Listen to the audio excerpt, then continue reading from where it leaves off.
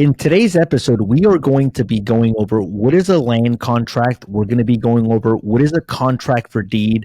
Are they the exact same thing? We're going to be covering different terms, examples, executory contract, bond for deed, agreement for sale, lease options, subject to, how they all correlate. We'll be talking about the escrow process in a land contract or a contract for deed. We're going to be talking about the different paperwork. We're going to be giving you sellers and buyers. And then we're also going to be talking about some of the risk associated with either one of these transactions. To help us with that, we have Marcus with Surf First Realty. He's a return guest. Welcome back. Hey, man. Thanks a lot for having me again, Jose. It's great to be here, bud. I love it. Love it. Thank you, man. So let's start off with just what is a land contract? What is a contract for deed? Are they the exact same thing, or are there any differences? Yeah, so the land contract, contract for deed, bond for deed, agreement for sale, all of those, the contracts themselves may look a little bit different. So you can't say they're the exact same thing, but the end result of those contracts is the same. So depending on what state you're in and what municipality you're dealing with, the name of them may differ. But the end result is basically transferring control of a property while leaving the deed in the existing seller's name until a certain point in time is reached, which is whatever was spelled out in the contract. So it's basically the same end result, which is giving control to somebody else, but the deed is still under the owner's name. So would that mean that a lease option is the same thing, same result, meaning you're giving control to somebody else, yet the owner is still on title, or is that different? It's very much the same once they decide to express their option, but during that lease time, it's just a lease, but that seller has agreed to sell their property should the buyer express their option, the lessee express their option. So the buyer is still bound to that contract, depending on what the buyer does. So yes, it is still an executory contract through that way. But the only one that's obligated is the seller as a lease option goes, and we do like those a little bit better, specifically for subject to, but yeah, it's very similar. All these executory contracts are used to get to an end result, whether it be a flip, refi, long hold, whatever it is, you can use them for everything. Got it. And it sounds like in some of the executory contract, two parties are binded by the agreement, or two parties have to do something. And in some of them, it's only the person. So I guess, how is the lease option different from some of the other executory contracts, basically? So let's start with the other. So let's start with this, just call it a land contract. Okay. Land contract, we're going to sell our property for a specific dollar amount. And at a certain point in time in the future, let's just call it a 36-month balloon, is what, instead of having such general terms. In 3 years, we are going to take you off the deed, Mr. Seller, by either refinancing or selling it or just paying you off. And that point, you are now in control of the property. You have 100% equitable rights to the property. Anything you do to the property as far as forced equity is all yours. You have the right to sell the property, the right to refinance the property, all of the things. It's just that your name is not on the deed. So you have control of the deed, but you don't have the deed. It's not recorded. Now, like we talked about, you can have a couple of different ways that can happen as you go through an escrow company. The seller can pre-sign the deed at the escrow company. That deed can then be held in a lockbox, so to speak, by the buyer. It can be held by the third-party servicing company. However, what parties are involved are more comfortable with how that's being held until the ultimate time when it can be recorded, and at the end of that contract, then it becomes fully executed. Hence the executory. Other way is for the seller to not sign the deed, and it's held by a third-party escrow company, which at what point in time the 36-month time we just used, at that 36-month Escrow will call back in the seller to sign the deed. Seller will sign the deed. They'll record it. It's a couple different And then ways. there was a third way where, and then there was another way where the escrow holds on to the deed as well too. So there's one way where the buyer holds on to the deed, the escrow officer holds on to the deed, and then a third way where they call the seller to come back and sign the deed at that point, basically. Correct. And it wouldn't be escrow holding the signed deed. It would be the servicing company holding that signed deed rather than the buyer. I was saying the buyer can hold a deed like in a safety lock, or you can have the deed held by the third party servicing company that's already signed by the seller. So both of those are already signed by the seller. They're just held in a private space that everybody's comfortable with. The third way is for the seller to not sign the deed. It's held by the escrow company that did the original transaction. And in those 36 months, that third year, they'll call the seller back to have them sign the deed, and the escrow company will record it at that point in time. What are the pros and cons of each one of those ways? It's basically going to be based on the level of comfortability for both parties. You can see that typically with a servicing company holding it, both parties can see that they're, the people who are making the payment to are the ones holding it. So they're the first ones to know when we've reached this milestone, the 3 years. So they'll be able to automatically go, send it to the buyer, who the buyer is going to now manually record it. The cons are it's a lot of work for the buyer, right? I mean, he's got to wait in the mail for the thing to come in the mail, and he's got to go physically down to the recorder's office and record this item.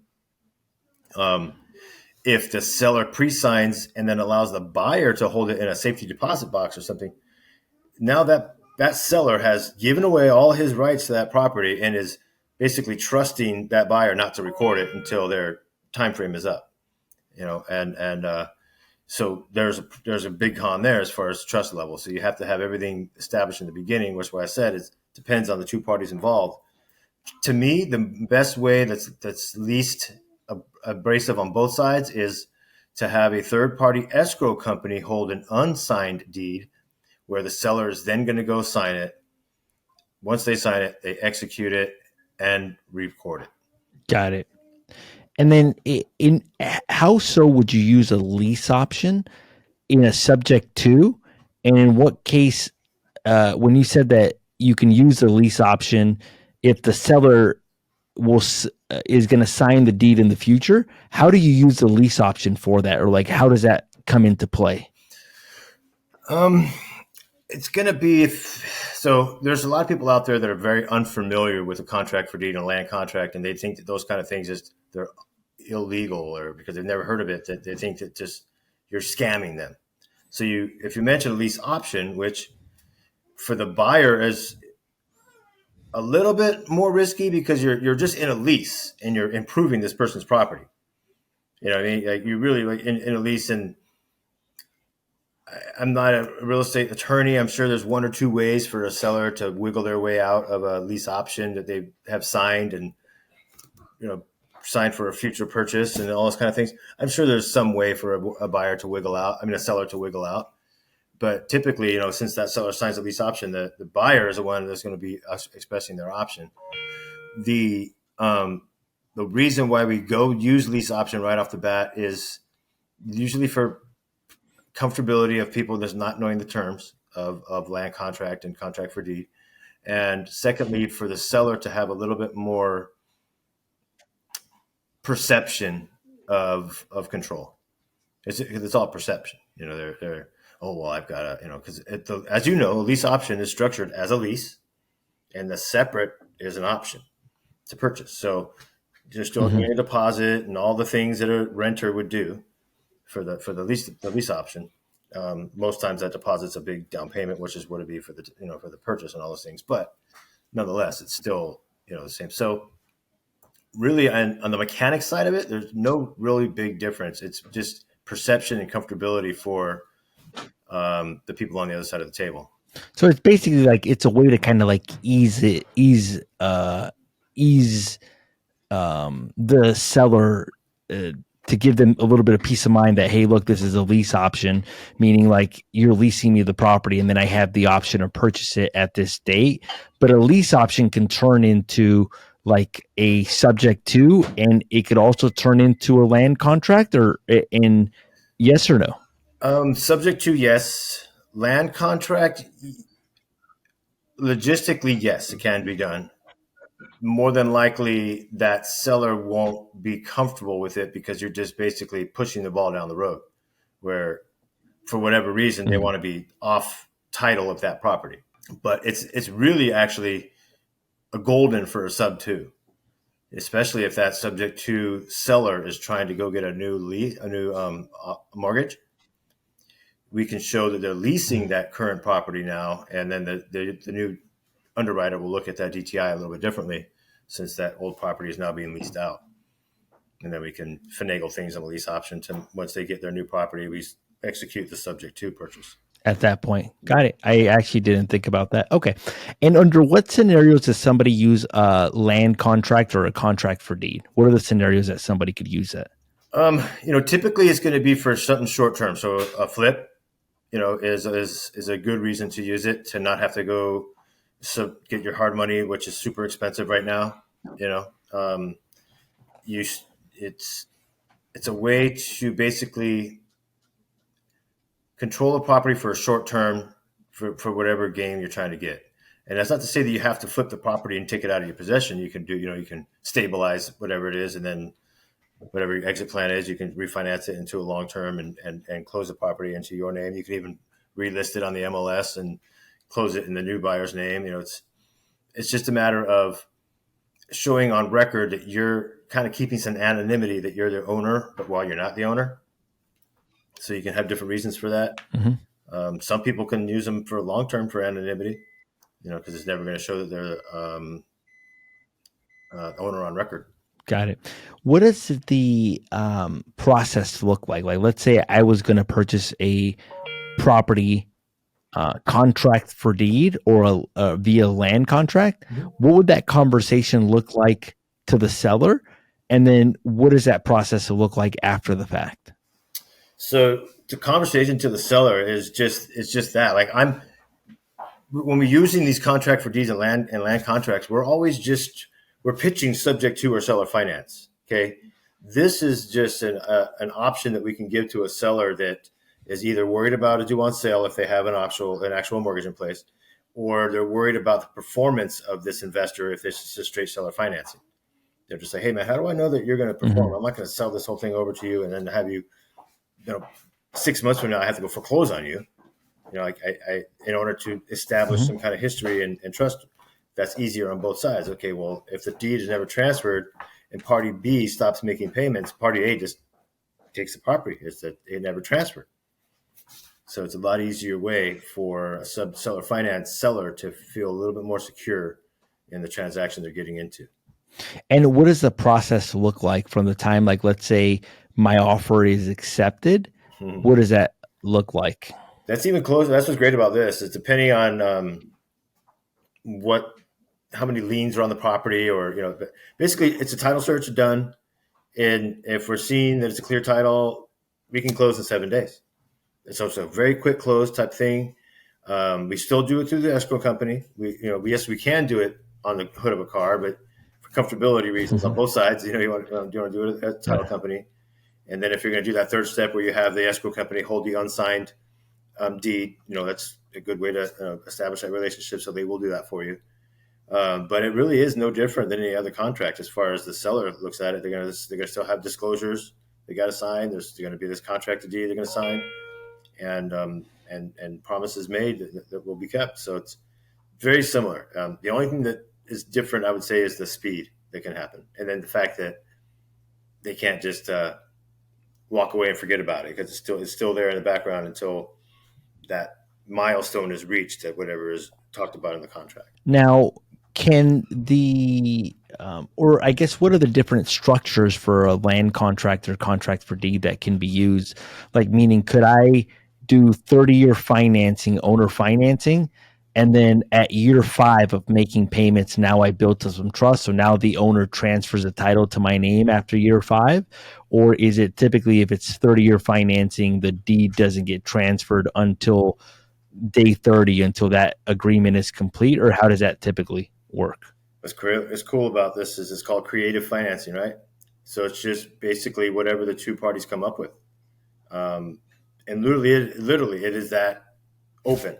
It can be anything you guys come up with. So let's say now, let's take the instance where there's a mortgage on the property, but there's only 10 years left on that mortgage. Current seller, though, wants to be ballooned out in 5 years. Okay, and that's typical. People don't want to hold on to things for too much longer. But then you can tell your seller, okay, well, I don't mind doing that, ballooning you out in 5 years, but can we do a 50-year amort? So my monthly payments are less, right? If it's not a subject to, we're just creating a seller finance note. So it doesn't really. So we know we have two different sides. We have the amortization schedule, and then we have the terms of the loan for the duration of the loan. So I would be able to do what you're talking about. It's like if someone wants to do a shorter term, say, cool, man, I'll pay you off in 3 years, but I need a 50-year amortization schedule. So every month I'm only paying a small amount, and then whatever it is the time when you come in to refinance them out or pay them out cash or get a lender or whatever you're going to do, it comes to that point. So literally, Jose, it's so cool. It is creative finance to the get. Creative. Yep. So some of the things that you can get creative on, it sounds like it's the amortization, balloon when it's due. What are the other things that you can be creative on? And then can you go over like different structures? Like obviously you gave that scenario. Can you go over a couple different structures of maybe where somebody has used creative financing? So I'm walking through one right now. It's a lease option. Here's an example right now, okay? Because that was the last thing you asked me is an example. We're coming into a lease option where a nonprofit is purchasing land to put some small homes on, but they don't want to purchase it outright because they don't have the funds. But they have the monthly funds, but they don't have the big wad to buy it up front. So they're utilizing a third party to purchase it, and then we're going to put them into a long-term lease option. And it's going to be an open option because she does hope to be able to purchase it at some point in time, but right now she can't. Okay. So we have the lease in place. The lease is in place for 99 years. Okay. So that's how creative we can be. It's a ground lease. We're like, hey, this lease is in place for 99 years at $750 a month. The current tenant has the option to buy this land at $175,000, whether it happens day one after close of escrow or on year 98, day 364. At any point in time, she can purchase it for that amount of money. Okay. And everybody came up with that on their own. They all decided how they wanted to structure it, what they wanted to do, who was most comfortable. Now they're purchasing that land for $125,000. So they're not even realizing a big profit on her for all this. And they're just trying to work together for whatever and men means for her, which is they're housing homeless in these small houses. Okay. So once again, it's these contracts are so liquid that they can be formed to help all these situations where you have this kind of deal where someone, they can't purchase it right now. They know they can purchase it sometime in the future, but they need to use that land now and take advantage of the uses of it right now. And so we figured out something and put them into this contract, and all sides are happy. The corporation land trust that's buying the land, that's leasing it out to them. They don't plan on any time folding soon, so they don't mind having a 99-year lease out there with it, whatever time they're going to execute it. Got it. So it's about knowing what all the different levers are and then structuring it just to make it work, basically. So it's amortization, balloon. You can do a lease option as well, too, and the lease option could have any amount of rent. It could be any price. It could be as long as you want it. What are some of the other variables and just different examples? The bigger things is we're about to put an offer in on a piece of land next to the river on an executory contract, and we're able to waive everything. Okay, we're not using a loan, first of all, so we don't have any kind of contingencies for that. We're waiving any kind of inspection contingency because it's bare land. And everybody else that came in to make this dude an offer, they all wanted an inspection contingency so they could assign it. Okay. Well, we're doing an executory contract with our buyer. He's part of the community I'm in, an executory contract. So they're at that point in time, at any point in time, he can then assign that executory contract. He doesn't have to close on it. Did you know that? I don't even know what that means. Like, Yeah. I think I'm going to need you to break it down to me. Well, a contract, you have a right. So, like, if I'm a contract with you, an executory contract. Now I've bought your house at a certain amount of price, and all these terms are listed in the contract.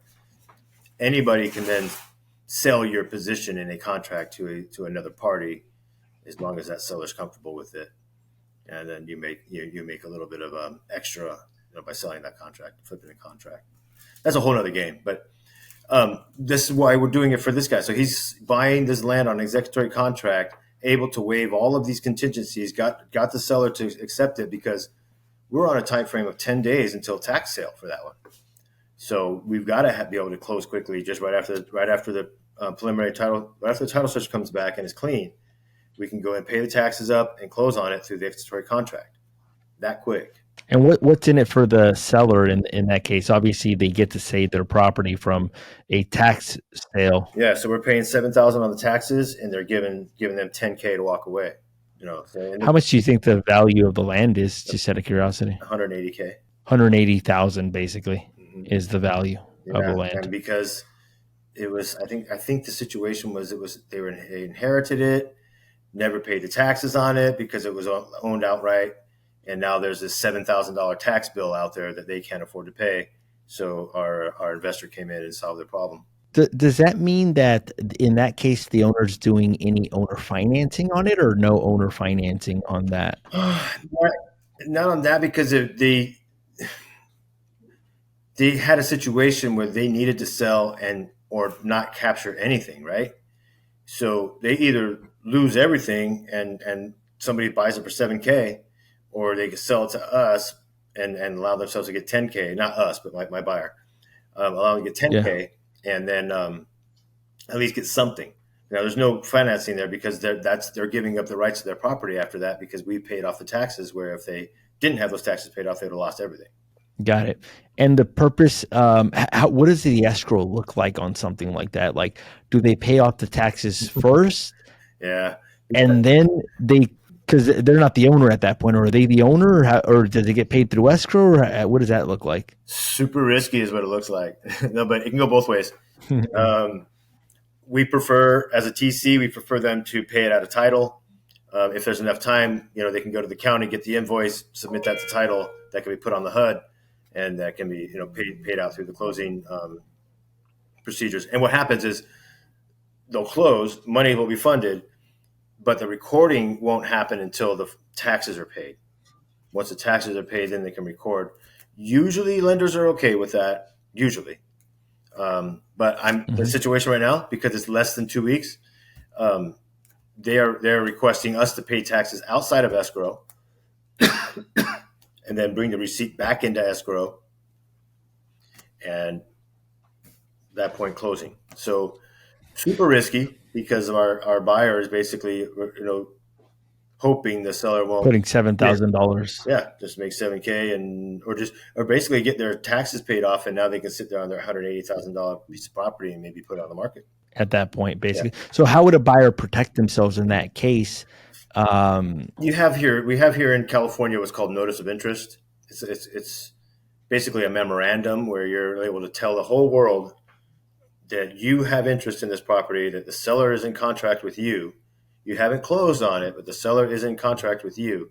And if that and you record that document. And if the seller tries to go to a different transaction and there's another preliminary title search done, that will come up. And now they can't clear title until your memorandum or notice of interest is cleared up. So that's how you can, as a buyer, protect yourself. Got it. Now, you said executory contract versus like a land contract or a contract for deed. Well, is it they're the same? Is it the same thing, or? Yeah. So same thing. So it's basically, the word executory just means it hasn't been fully executed yet. Whereas most contracts we sign as agents, they get executed when we close. Boom, recorded. New owners recorded. Then we change keys and everybody's happy. Well, executory means it still hasn't been finished yet. It still has to be the last bit still has to be finished up. So all of these are executory contracts because we're still essentially closing escrow, but there's still one or two pieces that need to be met in order to complete the contract itself. Got it. And then in that example that you gave, that executory contract didn't require any owner financing. Like, do land contracts or executory contracts, do they all require seller financing or no? If there's no debt, if you structured it to where you're not going to pay them for say, hey, I'm not going to pay you for 2 years, but when I do pay you off is when you're going to get all your money. Say, let's just say 30,000, whatever it's going to be. So you Hmm. structure it however you want. So if you want to make payments during this time, you can structure payments. If you negotiate it to where say, hey, seller, it would really benefit me because I'm going to be taking this down to the ground and having to build a whole new building here. It would benefit me to not have to make any payments to you until we actually realize the end of this and sell it to the end buyer. Then I can just pay you off completely. Is that okay? In that meantime, they're gaining interest and all those little things that we built into the contract. But so, yeah, so once again, because they're so liquid and so built for before we had all these boilerplate contracts and stuff as agents, they're just so creative. There's more room. It's so funny when you look at these contracts; they almost look like the addendums that you and I are able to fill out as agents. It's just a few pre-filled in lines, and the rest is just for you to state what the terms are of the contract. Because it's all basically negotiable. Yeah. What I was going to ask you is, um, what is it an example of a contract for deed in terms of a flip? So the best way to report that is we call it in the community that we're in. We call it innovation. My partner and I, we call it partnering with the seller. Okay. Hmm. And that comes where you're looking at a property. Seller may or may not have a debt on it, but they're not in the position to get it to its best and highest use or value and to realize that profit. But us as investors, we are able to do that. So rather than lowballing this seller with some lowball cash offer and going with a hard money loan or even our own hard-earned cash, we can partner with the seller and say, hey, seller, current condition, man, you got to sell your house like 400,000, maybe three. But if you and I are to partner together, I'll do some work on the house, and 6 months later, once it's all done, we'll put it back in the market, and then we'll share in that profit. And most times, the best use for that is an executory contract for that investor to take control of the property, have complete interest in that property, but not have to basically any kind of do double close or do the hard money, do all the things that you have to do that make it a time crunch when you're flipping a house. So you go get a hard money loan. Now you've got, you don't want to make more than 3 or 4 payments on your hard money loan. So you're under a time crunch. When you're partnering with the seller, you have a little bit more of an opportunity to kind of do the best, to make the best exit plan. You know what I mean? So you have plenty of time to do all the work. If anything comes up that's unexpected, you can handle that. Yeah. In a lease option, are you allowed to fix up the property during that time in the lease option? In a lease option, you are allowed to, but if you do not Uh huh. express your option to purchase the property, you just, You lost the money you just basically. improve somebody else's property. Yeah. Got it. In the example of the tax lien where you guys paid off 7,000 or your investor paid off 7 grand and it is paying the owner 10 grand, wouldn't that just be like a normal closing? Like meaning instead of like that's just like a purchase agreement, no? Because there's no seller financing or anything like that. Wouldn't that just be like a regular agreement? We were doing it as a regular agreement, but because the nature of us having to close so quickly and not be able to make sure those taxes get paid and realized, they can't pay them online. They have to pay them snail mail. So Mm-hmm. rather than leave this open until all this is happening, because these sellers are very aloof, to protect our buyer, we're doing a non-executory an executory contract to make sure that we at least get control of the property. So the deed doesn't have to be in our name. Okay, that's the typical property. So the seller is saying, hey, how am I going to know you guys are going to pay our taxes? We're saying, hey, how do we know that you're going to let us go through with the transactions? Should we pay your taxes? And the reason they even got to this is they've been talking for a year, and the seller's been going back and forth trying to shop this investor to other investors, and it's been a very interesting story, so to speak. So there's no trust between the two parties. So that you know, um, the best way for each party to look at this and not have to keep escrow open for a longer time. So that way the sellers can get their 10K, and then we can go move forward with starting to clear the property and getting it built. The executory contract was the best way to look at that, rather than just keep it open for an undetermined amount of time until we can prove the taxes were paid. Now, once we prove the taxes were paid, all receipts are paid, deed will be signed, transferred, done. At what point can it, like, do you actually get control in an executory contract? Like, meaning the moment that you sign the executory contract, is that when I can start basically paying off the liens? At that point, could I start improving the property, or what does that typically look like? Yeah, I mean, in a real world situation, if you and the seller are on good terms, so you can even do it before you close on it, but or before you actually go to escrow, because we say close, but close without recording, I should say. Because you're getting equitable rights. So from X date on, and all work performed on property and all equity gained after such date, all those good things that go into the contract, is written and stated in the contract. So that way, when it comes time, no seller can go back and be like, "Oh well, no, we actually sold it to him for 425, not 375, and he's selling it for 500." And it's all structured with exactly how much the transaction was for. It sounds like the close is different because there is no real close, because there's no recording on it. So if there's no real recording, what is considered a close then? Like, is it just I sign here and you sign there? Money exchanged.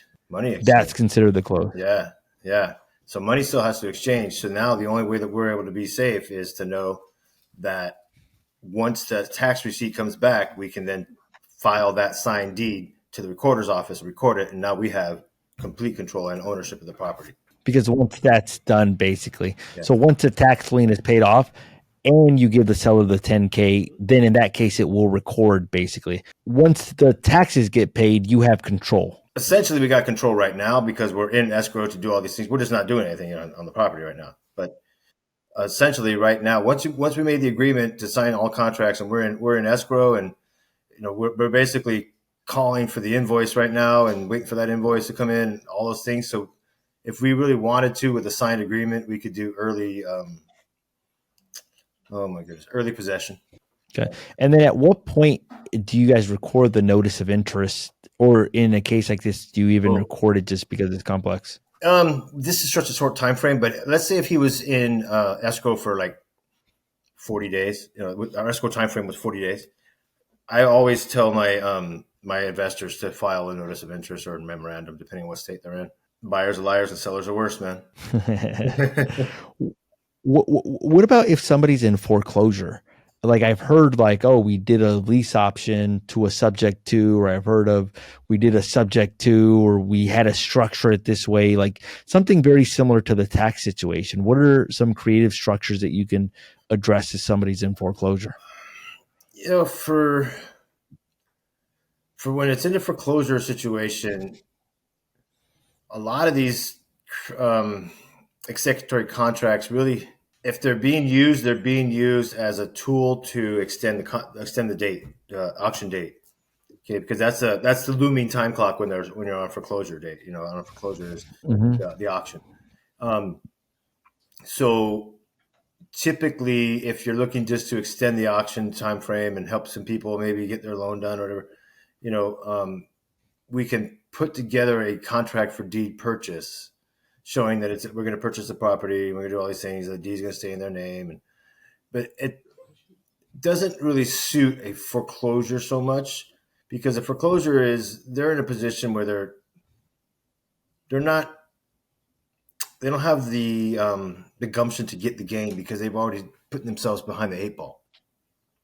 So when you do an executory contract, usually it's because the seller's got some gain there, and you're trying to placate the seller to say, "Hey, Mr. Seller, let me realize some of that gain, and I'll make these payments to you." And this and this and that. It's the contract between the two. When someone's in foreclosure, you're coming in there and you're basically you're for lack of a better word, you're saving their position in society as far as like their credit, their finances, and being able to buy a house later down the line. So most investors, if anything, all I'm seeing used is maybe a lease option. and Mhm. that lease option usually is done with a probate, like say if someone's dead, but the mortgage is still in their name, and we want to keep that mortgage in their name because it's a great interest rate, but we need some time. So we put together a lease option, still have that purchase contract to send to the seller or to the trustee to make sure they can postpone the seller, to postpone the auction.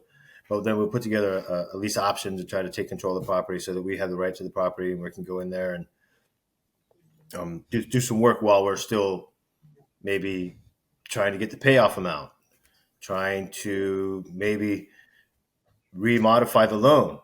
It's I have never worked with a dead person loan trying to keep it going, but these are some of the things that I hear from the guys in my community. That as long as other people are receptive to it and allowing you, that you still can't keep something like that um, going. Passed away, and yeah, you reinstate the loan, and then you need about 37 days to do that. But you have to close that contract. You have to get the lender to stop the auction. So you have to use a mix of the two contracts. So, like, let's say somebody's behind and you reinstate the loan. In that process of reinstating, is that usually a lease option during the process that you're reinstating it before a subject to, or what is that 99% of the time, we're reinstating at close. basically? So it's basically just a traditional subject to, basically, and you're reinstating at the close of escrow, Yeah, basically. 99% of the time. Because man, I mean, it's just the nature of the people in their situation. Not that these are bad people by no means. It's just people in the nature of their situation. They're not thinking straight. If you or if you reinstate the loan, now they're like, why would I want to transfer the title over to you, basically? Yeah, we see it countless times. Okay, thanks for reinstating. Now I'm going to go sell on the market. All those efforts for the investor. Now, don't get me wrong. I mean, that's that's one of my tactics as an investor. Is we go in and we help people actually try to stay in their house. Yeah, we do everything we can to try to remodel their loan or refi their loan, or heaven forbid if they have to claim bankruptcy. We do all those things to try to help someone stay in their house, and then we're there to help them should they not be able to stay in their house. That makes sense. Okay. What's the most challenging thing as it relates to a contract for deed? Like in terms of, yeah, just most challenging thing. What misconceptions do people have? What ideas do people have about it? Yeah, the biggest struggle is educating, and really, even like I had no idea you can do that. So, and for me, the easiest way is to relate it to how you purchase a car. Everybody thinks they own their car, but not until you pay it off do you own your car. Oh, you don't get the title on the You car got it. until you pay it Oh, off, basically. that's an executory contract. So can you explain it to me in that context? Yeah. So let's when you purchase a vehicle, you go get a loan from Toyota Financial, okay, and then Toyota Financial Correct. pays that car. The registration is in your name, right? You have all the rights to that car. But if you look at your title slip, it says the title that Toyota Financial is the owner of that vehicle. You are the registered owner. Once you complete your 60-month time frame, 72 months, whatever it is of your payments, you get your pink slip in the mail. Okay, and that's the end of your executory contract. Is now that you've satisfied your end, you can now become complete owner of this vehicle with no debt. And here's the pink slip or the deed to the vehicle. Now switch it over to a property. You can purchase the property from the owner, whether or not they have an underlying debt or not, at a predetermined price. As long as you continue making your payments for the entire duration of that contract, at the end of that contract, you will get your pink slip. You will get the deed for the contract for the house. Now, the end of that contract will be many, many different things. Just like a car, you can sell it. Okay, so the pink slip will never go. It'll go into your name just for a moment, and then sign over to the new buyer. And then even like if I own a car, even if I haven't finished paying it off, I could still sell it, which is the same example on a contract for deed or a land contract where you can sell it anyways, like even though you haven't finished paying it off and even though the title's not under your name at that point because you control. So I think that's the simplest way to explain it. It's like when you finance a car, basically. Yeah, yeah. When you go through and you're trying to talk to someone and you explain it to them because you can't just bring that out, right? You can't be like, oh, it's just like buying a car. So you have to try to explain it to them, and then once they're just cross-eyed and going right over their head. Like, look, you understand the process of buying a vehicle, and then you can kind of reestablish it. But yeah, this is the best way to kind of explain it to get to people understand it. to see the whole picture of how it works. Yeah, yeah, yeah. And then the other side of it too, bro, is because this is something that hasn't been used in a long time. Not all title companies know how to handle these, or they're like, oh, you want us to hold on to an unsigned deed? We can't do that. Like, well, actually, have you ever even asked? So there's both sides of education, because with all of the creative financing stuff, which you and I both see is this market is opening up more and more for those opportunities to come, um, because it has been utilized in the last at least 12 to 15 years, because the market has been such a bull run, that now we're going to see more and more need for education first. Yep, creative people to be, and then title companies to be educated, agents to be educated, sellers to be educated. It's which is why I'm here talking to you. Yeah, it's funny because even I had a agent that works for our company. He's like, look, I just ran into somebody that did a 2-for-1 buy down, and it's been a year since they did it. Now their payment went up, and now they're at the point where it's gone up higher than what they can afford. So they're going to need some help in terms of somebody going in there and doing something creatively. Otherwise, at the time that they bought, they may not even have enough equity to be able to sell the property. So now, if they want to preserve their credit, they're going to have to come up with something creatively. Now, here's the last part, and sorry for all this. Like, this is like completely different language. It's almost like I feel like when I first did a commercial deal, it was like, okay, what's the cap rate? What's the NOI? What's a gross rent multiplier? And then eventually it clicks now, where it's like somebody says something to you where it's like, okay, a cap rate is your return if you're purchasing it in cash, and it's based on the profit, basically. I'm like, okay, that makes sense. Right now, when you said it's very similar to buying a car, I'm like, okay, that makes more sense, because now I related it to like a real world example. In a executory contract or even a land contract, could I transfer and I think I might have asked this earlier, I just want to confirm. Could I make it so that the title transfers in 5 years, and then I have owner financing on it for 30 years on it, or no? Yeah, yeah, and that's exactly what we would hope, like in a seller finance deal where there's a lot of equity here, and we're Yeah. taking the property. Well, here, Mr. Seller, we're going to pay you for 5 years. That way, you know that we're good to go. We're good for our word. We're making solid payments, Build trust. and then we built trust. Now we want the deed in our name, and we'll continue to pay you on this new structured plan of whatever's left at X amount of time for X amount of months at this rate. Exactly. And that would work, basically. Oh yeah, yeah. Because Got it. that's typically why we're using this, is to establish trust, establish some timeline, a little track record with the seller. The seller feels really comfortable transferring the title out of their name and just being the lender, just being the straight lender in first or second position, whatever position they're going to be in, with the promissory note. It would switch over that way. It wouldn't just be something done under the table by any means. You'd have to switch it over, whatever position they're in, promissory note, trusted deed of trust. Sorry. Yeah. What about like the risk associated with it? And I think this is the last thing. Mm-hmm. Like if the deed is still under the old owner's name, what happens if they get in a car accident and they hit somebody, and now I'm the buyer on it, and title's not transferred to my name yet, but the other person, like, meaning even though I have an interest on it and I have control, what happens if they get in a car accident and they kill somebody, and now they're going after them for 500,000? Yeah. Right. Right. And then it shows that this is one of their assets because it's still in their name. Right. Yeah. That is a huge Yeah. risk. And that's where, as a buyer, you have to assess that risk as far as how you're going to hold that deed, whether it's signed or unsigned. How is that going to be held? And let's say you all agreed in the original closing that it's going to be signed by the seller, but the buyer's going to hold it, and it's going to be with the servicing company. Okay. Mm-hmm. Well, at that point, the buyer would have to call the servicing company and let them know what's going on. Now, obviously, the servicing company is going to want proof. But to protect that buyer, at that point, the buyer would then be able to record that deed to show that the property is now in another person's name, no longer that old seller's asset. So that attorney would have no right to come after that property at that point. What if there's a list pendings on the property already?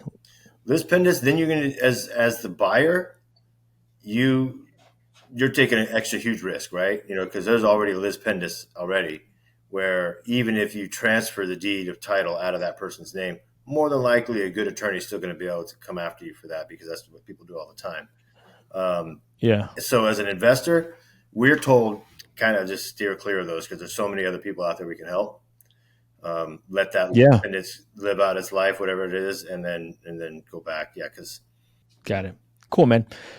Anything else that you think we should know about a contract for deed or a land contract? And just so you know, I ended up buying a book on this. I was hoping to have it read by the time we did this interview, just so I could be a little bit more knowledgeable and not like everything going over my head. But I haven't gone around to it. But I think that after I read it, like I'll have even a better understanding of it as well, too.